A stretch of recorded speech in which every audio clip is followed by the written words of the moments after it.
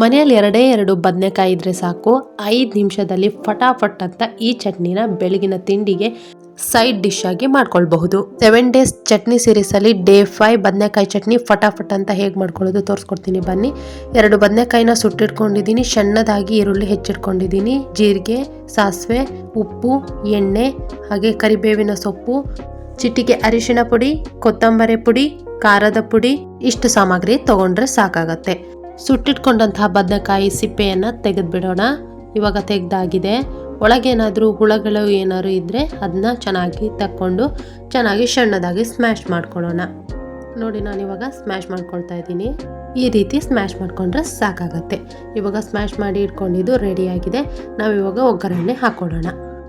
ಒಗ್ಗರಣೆ ಹಾಕೋದಕ್ಕೆ ನಾನು ಒಂದು ಪ್ಯಾನ್ನ ಇಟ್ಕೊಂಡಿದ್ದೀನಿ. ಅದಕ್ಕೆ 3ರಿಂದ 4 ಚಮಚ ಎಣ್ಣೆ, ಒಂದು ಅರ್ಧ ಚಮಚ ಜೀರಿಗೆ, ಅರ್ಧ ಚಮಚ ಸಾಸಿವೆ, ಹಾಗೆ ಕರಿಬೇವಿನ ಸೊಪ್ಪನ್ನ ಹಾಕ್ಕೊಳ್ತಾ ಇದ್ದೀನಿ. ನಾವು ಸಣ್ಣದಾಗಿ ಹೆಚ್ಚಿಟ್ಕೊಂಡಂತಹ ಮೀಡಿಯಮ್ ಸೈಜ್ ಈರುಳ್ಳಿಯನ್ನು ಹಾಕ್ಕೊಳ್ತಾ ಇದ್ದೀನಿ. ಹಾಕ್ಕೊಂಡು ಕೆಂಪಗಾಗೋವರೆಗೂ ಚೆನ್ನಾಗಿ ಫ್ರೈ ಮಾಡ್ಕೊಳ್ಳಿ. ನಾವು ಇದಕ್ಕೆ ಟೊಮೆಟೊನ ಯೂಸ್ ಮಾಡಲ್ಲ, ಬರೀ ಈರುಳ್ಳಿ ಹಾಕಿಬಿಟ್ಟು ಮಾಡ್ಕೊಳ್ಳೋ ಅಂಥದ್ದು. ಇವಾಗ ರುಚಿಗೆ ತಕ್ಕಷ್ಟು ಉಪ್ಪನ್ನ ಹಾಕ್ಕೊಳ್ತಾ ಇದ್ದೀನಿ. ಹಾಗೆಯೇ ಚಿಟಿಕೆ ಅರಿಶಿಣ ಪುಡಿಯನ್ನು ಹಾಕ್ತಾ ಇದ್ದೀನಿ. ಹಾಗೆ ಕೊತ್ತಂಬರಿ ಪುಡಿ ಮತ್ತು ಖಾರದ ಪುಡಿನ ಹಾಕ್ಕೊಳ್ತಾ ಇದ್ದೀನಿ. ಇವಾಗ ಚೆನ್ನಾಗಿ ಫ್ರೈ ಮಾಡ್ಕೊಳ್ಳೋಣ. ನೋಡಿ, ಇದನ್ನ ಸ್ವಲ್ಪ ಹಸಿ ವಾಸನೆ ಹೋಗೋವರೆಗೂ ಚೆನ್ನಾಗಿ ಫ್ರೈ ಮಾಡ್ಕೊಳ್ಳಿ.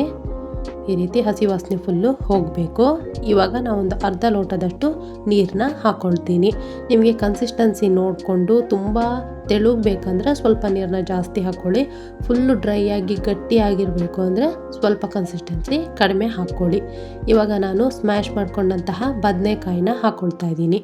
ನೋಡಿ, ಹಾಕ್ಕೊಂಡು ಚೆನ್ನಾಗಿ ಡ್ರೈ ಆಗಬೇಕು. ನಾನು ಇಲ್ಲಿ ಡ್ರೈ ಮಾಡ್ಕೊಳ್ತಾ ಇದ್ದೀನಿ. ನೀಟಾಗಿ ಡ್ರೈ ಆಗಬೇಕು. ಈ ರೀತಿ ಡ್ರೈ ಆಗ್ತಾ ಬರ್ತಾ ಇದೆ. ನೋಡಿ, ನೀರೆಲ್ಲ ಫುಲ್ಲು ಡ್ರೈ ಆಗ್ತಾ ಬರ್ತಾ ಇದೆ. ಈ ಚಟ್ನಿ ರೊಟ್ಟಿ ಮಾತ್ರ ಸಖತ್ ಕಾಂಬಿನೇಷನು. ಒಂದು ಸಲ ಟ್ರೈ ಮಾಡಿ, ಮನೆಯಲ್ಲಿ ಟ್ರೈ ಮಾಡಿ ಹೇಗೆ ಬಂದಿದೆ ಅಂತ ನನಗೆ ಕಮೆಂಟ್ ಬಾಕ್ಸ್ನಲ್ಲಿ ತಿಳಿಸಿ. ಈ ಚಟ್ನಿ ಸೀರೀಸ್ ನಿಮ್ಗೆ ಏನಾದರೂ ಇಷ್ಟ ಆಗಿದ್ರೂ ಸಹಿತ ಕಮೆಂಟ್ ಬಾಕ್ಸ್ನಲ್ಲಿ ತಿಳಿಸಿ. ವಿಡಿಯೋನ ಸ್ಕಿಪ್ ಮಾಡಬೇಡಿ, ಫುಲ್ ನೋಡಿ.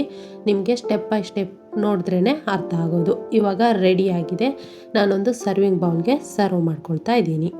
ದಿನ ಒಂದೇ ಥರ ಚಟ್ನಿ ತಿಂದು ಬೋರ್ ಆಗಿದ್ದರೆ ಎರಡೇ 2 ಬದನೆಕಾಯಿ ಇದ್ದರೆ ಸಾಕು, ಈ ರೀತಿಯ ಸೂಪರ್ ಡೂಪರ್ ಹಿಟ್ಟಾದಂತಹ ಚಟ್ನಿಯನ್ನು ಮಾಡ್ಕೊಳ್ಬೋದು. ನಿಮಗೆ ಈ ವಿಡಿಯೋ ಹೇಗೆ ಅನಿಸ್ತು ಅಂತ ಹೇಳಿ. ಹಾಗೆ ಈ ವಿಡಿಯೋ ಏನಾದರೂ ಇಷ್ಟ ಆಗಿದ್ದರೆ ನನ್ನ ಚಾನಲ್ನ ಸಬ್ಸ್ಕ್ರೈಬ್ ಮಾಡ್ಕೊಳ್ಳಿ. ಈ ರೆಸಿಪಿ ನಿಮಗೆ ಇಷ್ಟ ಆಗಿದ್ದರೆ ಲೈಕ್, ಶೇರ್, ಕಮೆಂಟ್ನ ಮಾಡಿ. ನಾಳೆ ಇನ್ನೊಂದು ಸೂಪರ್ ಡೂಪರ್ ಹಿಟ್ಟಾದಂತಹ ಮಲ್ನಾಡ್ ಚಟ್ನಿ ಜೊತೆಗೆ ಬರ್ತೀನಿ. ಅಲ್ಲಿವರೆಗೂ ನಮಗೆ ಸಪೋರ್ಟ್ ಮಾಡ್ತಾ ಇರಿ. ವಿಡಿಯೋ ನೋಡಿದ್ದಕ್ಕಾಗಿ ಧನ್ಯವಾದಗಳು.